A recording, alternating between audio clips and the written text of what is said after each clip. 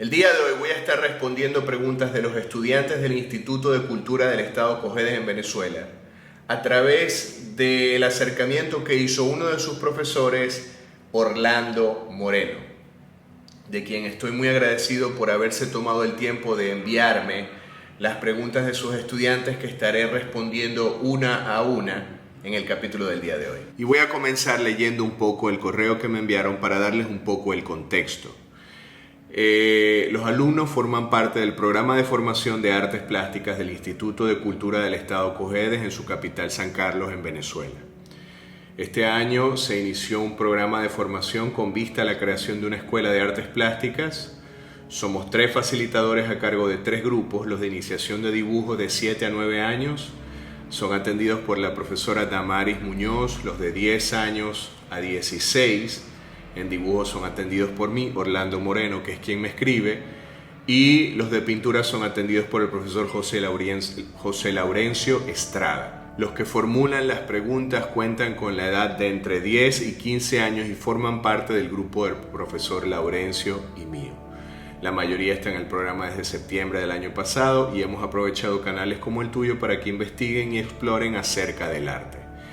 Muchas gracias por haberme hecho llegar estas preguntas, que muchas de ellas son bastante profundas y voy a pasar a leer cada una de ellas. La primera pregunta es de Antonella.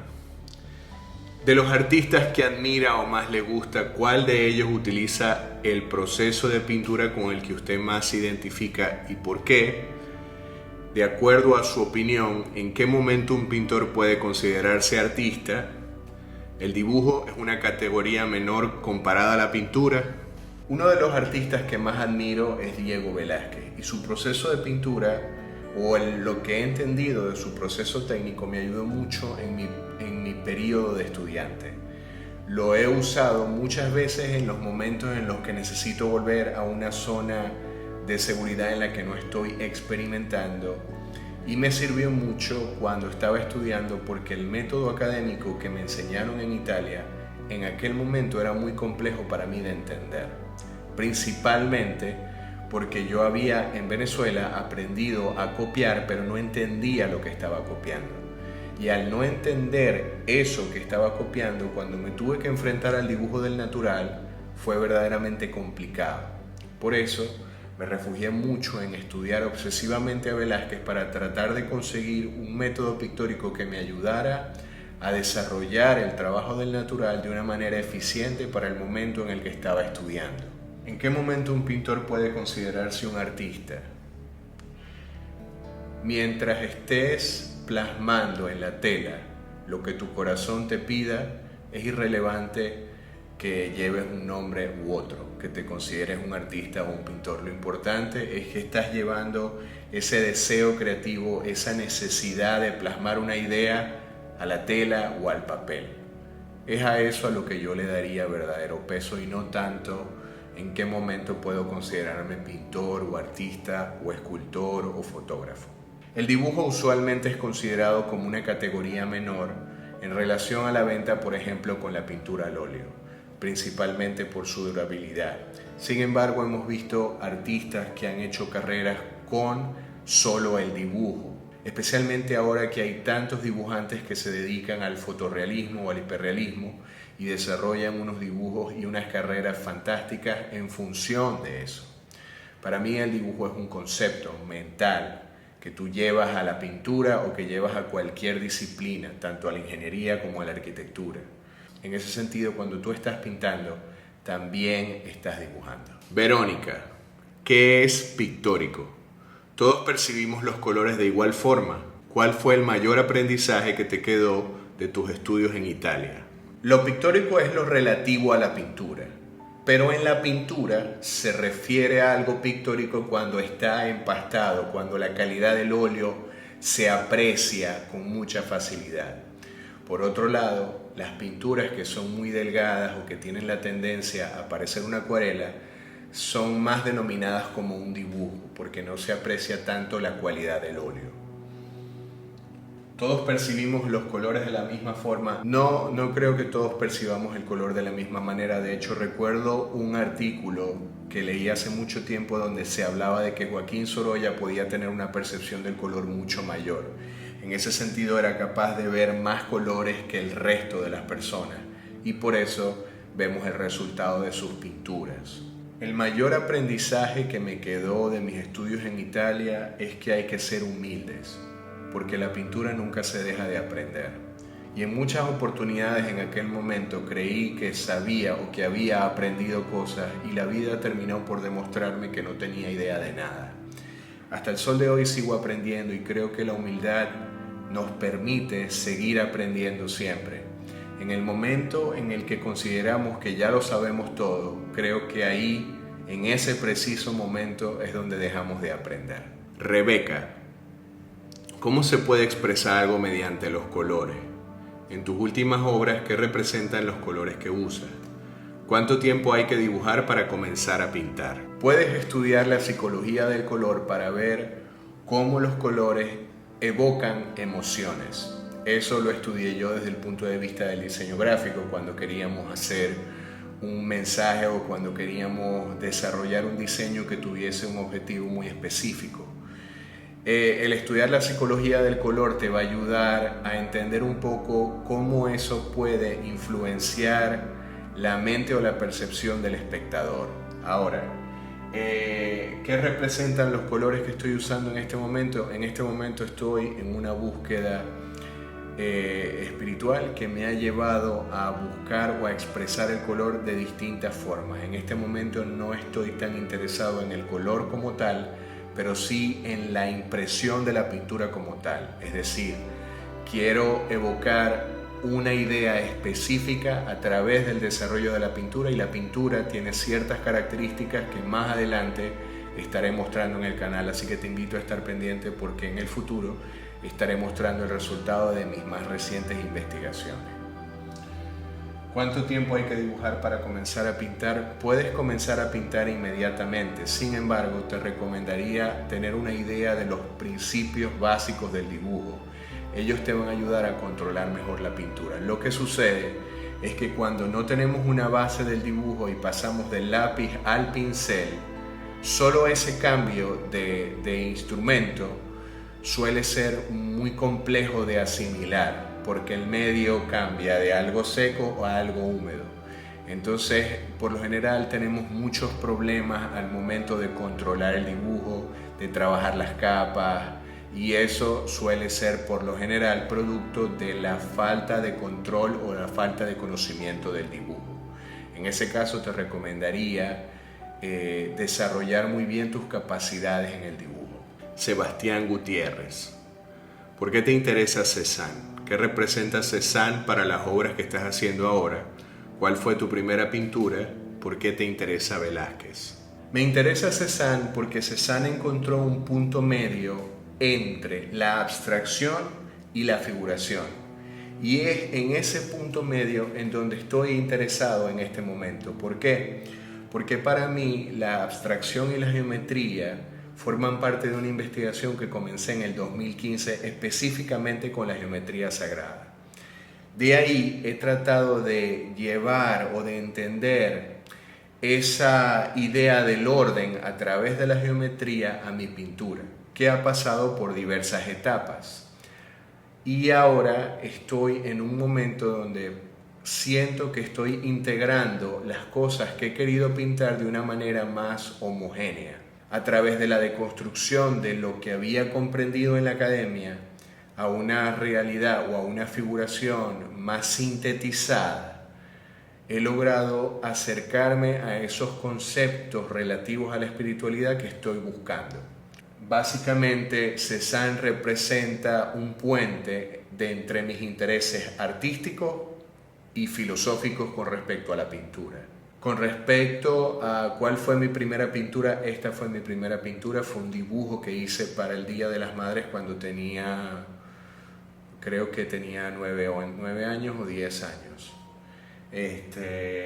Y la razón por la que me interesa Velázquez es porque siempre sigo aprendiendo cosas de él. Cada vez que vuelvo a ver una obra de él o cada vez que vuelvo a estudiar su técnica, comprendo algo que me ayuda a mejorar mi desarrollo técnico, mi desarrollo pictórico y me ayuda a ver un poco más el aspecto humano que hay detrás del desarrollo de la pintura. María López, ¿cuál fue tu reacción ante la noticia de estudiar en Florencia? ¿Sentiste tristeza por dejar tu país? ¿Te sentiste preparado para estudiar en una academia como la de Florencia? Pues mi reacción fue de mucha euforia, ¿no? Parte de mi sueño siempre fue estudiar lo que tenía que ver con la base de la academia, y cuando me aceptaron para estudiar allá, evidentemente fue un momento muy importante. Sí, más que la tristeza de dejar a mi país, fue la tristeza de dejar a mi familia. En aquel momento me iba por 4 años y no sabía cuánto tiempo iba a pasar para volver a compartir con ellos. Si estaba preparado para estudiar, no me sentía preparado, y por eso sufrí tanto en mi proceso, específicamente en los primeros 2 años, porque había aprendido a manejar la técnica hasta cierto punto del dibujo, pero no entendía lo que había detrás, no entendía no era capaz de construir los conceptos que ellos me estaban tratando de explicar. Ese fue uno de los choques más fuertes, más rudos que tuve en mi proceso de aprendizaje. Sebastián González, ¿el arte es un trabajo o es un hobby? ¿Cómo se diferencia cuando es un pasatiempo y cuando es una profesión? Es un pasatiempo y no es una profesión cuando no tienes que vivir de ello, cuando no tienes que generar ingresos para cubrir tus costos. En ese sentido puede ser un hobby muy bueno para muchas personas, y conozco muchas personas que han sido mis estudiantes que se dedican al arte por hobby, porque desean desarrollar pinturas pero no dependen de esos ingresos. Y en ese sentido lo desarrollan simplemente por un gusto que se dan 1 o 2 veces a la semana, pero no porque deseen vivir del desarrollo artístico.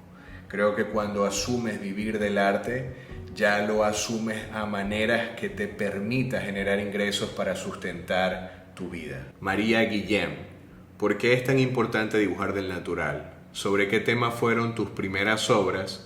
¿Cómo fueron tus primeros días en la Academia de Italia? ¿Es necesario salir del país y estudiar para ganar de mayor fama y prestigio? En la pintura y el dibujo del natural está básicamente resumida toda la educación académica. El natural te enseña todo.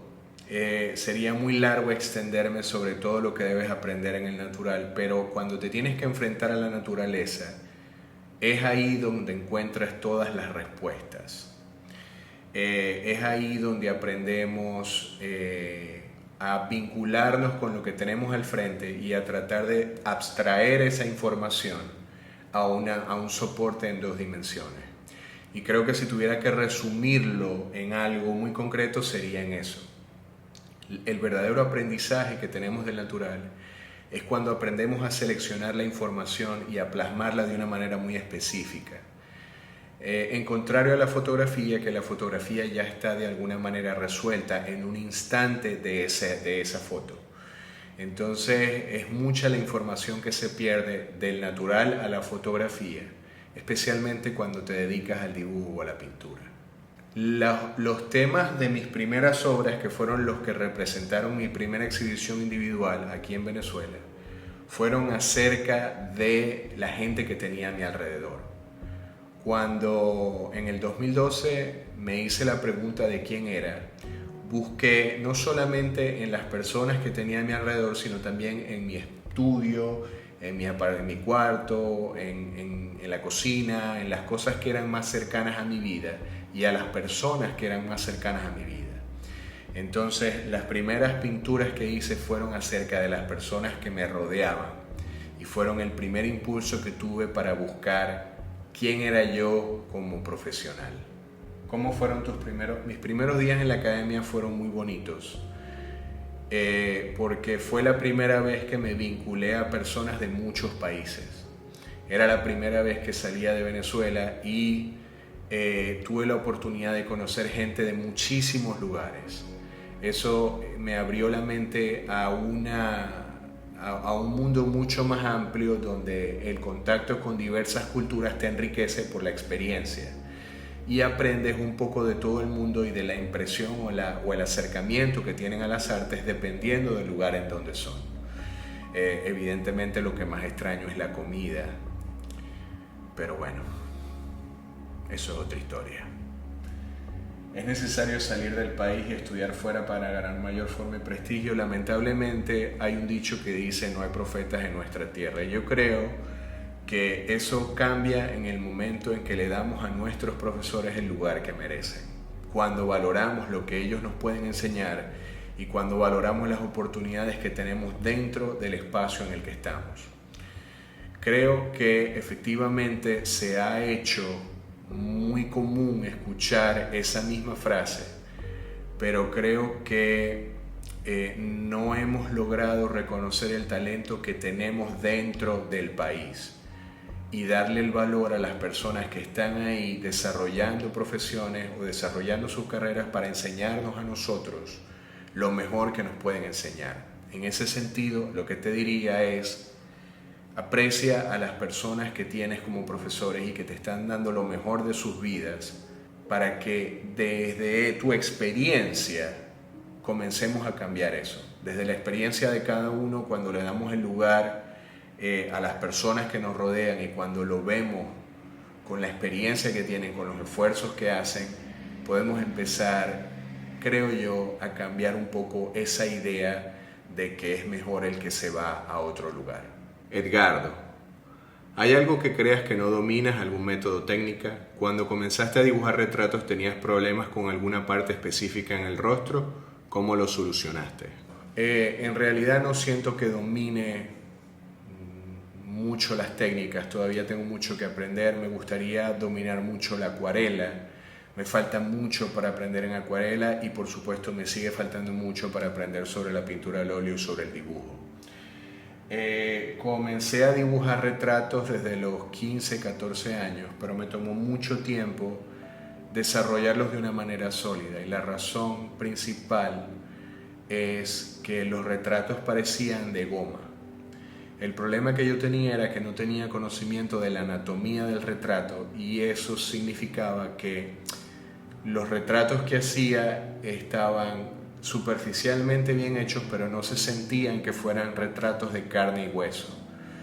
Es por eso que tuve que estudiar mucho lo que tenía que ver con la anatomía específicamente de los huesos para darle la solidez que necesitaban y lograr retratos más convincentes. Carlenis, los niños ya somos artistas plásticos porque dibujamos o pintamos algo o cuando podemos recibir ese título.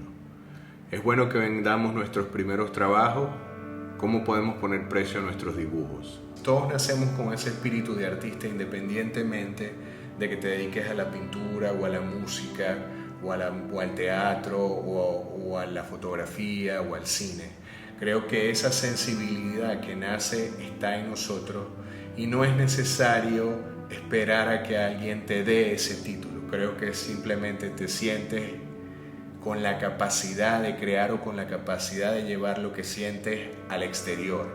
Y en el momento en el que tú exteriorizas esas emociones en una obra de arte, pues importa muy poco si alguien te considera artista, pintor o lo que sea.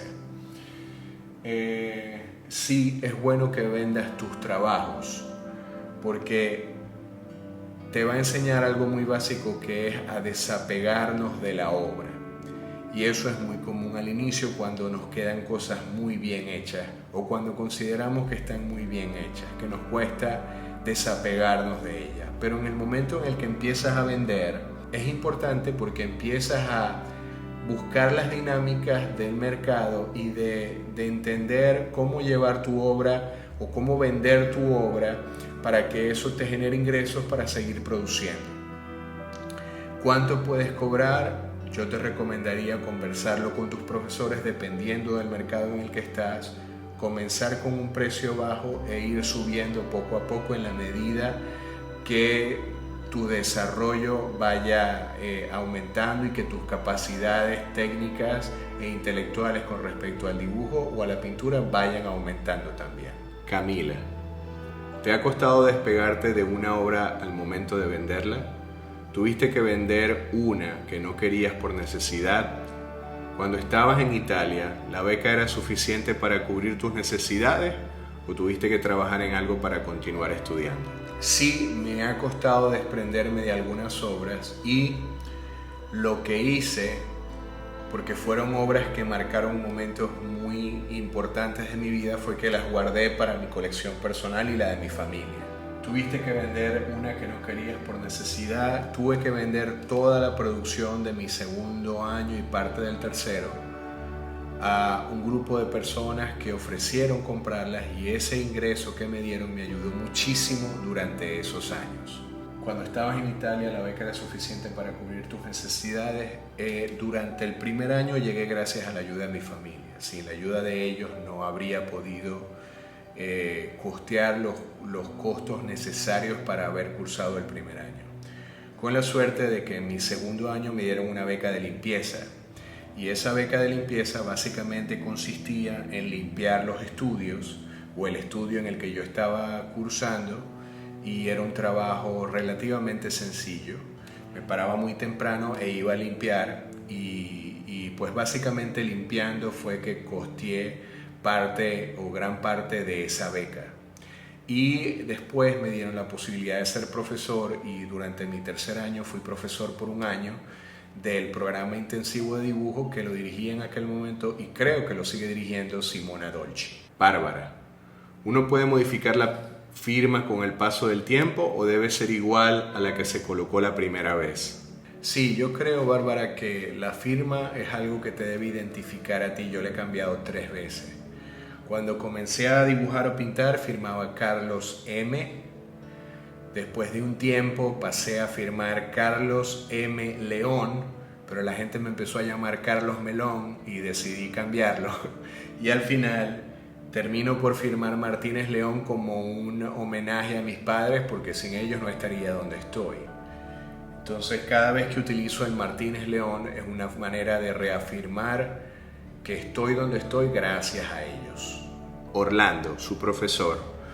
¿Cómo podemos convencer a aquellos padres y representantes, aun cuando quizás es temprano para que el alumno decida o no dedicarse al arte, de que ellos tienen el talento para ello? ¿Qué argumentos se pueden pronunciar sobre el panorama laboral del arte en el país? Orlando, para quien te pregunte sobre el panorama laboral del arte en el país, simplemente pregúntale qué profesión considera es adecuada para desarrollarse laboralmente en el país. Creo que la pregunta tiene más que ver con ¿te hace feliz lo que verdaderamente estás haciendo? Porque hace mucho tiempo escuché que quien ama lo que hace está destinado al éxito. Y estoy convencido de que quien hace las cosas con convicción eventualmente consigue caminos que le permitan sustentar su vida o desarrollarse profesionalmente. Y tengo muchísimas personas y muchísimos amigos que se dedican al arte, que siguen desarrollando sus carreras con algunas limitaciones, pero todos siguen viviendo dignamente. Todos consiguen los recursos que necesitan para seguir desarrollando su arte. Y ahorita la realidad es que tenemos muchísimos caminos para generar ingresos que no dependen solo de la venta de la obra.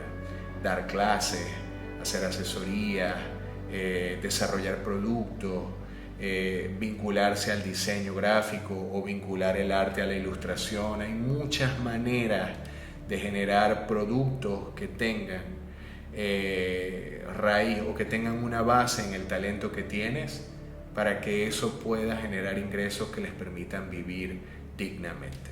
Quiero agradecer a todos y cada uno de los estudiantes que me enviaron estas preguntas, y quisiera pedirle que en sus historias de Instagram, si tienen o si manejan redes sociales, publiquen los temas que les interesan, los videos que les han gustado y las razones por las cuales les gustaron esos videos, para ver quiénes son, seguirlos y seguir el desarrollo que están llevando.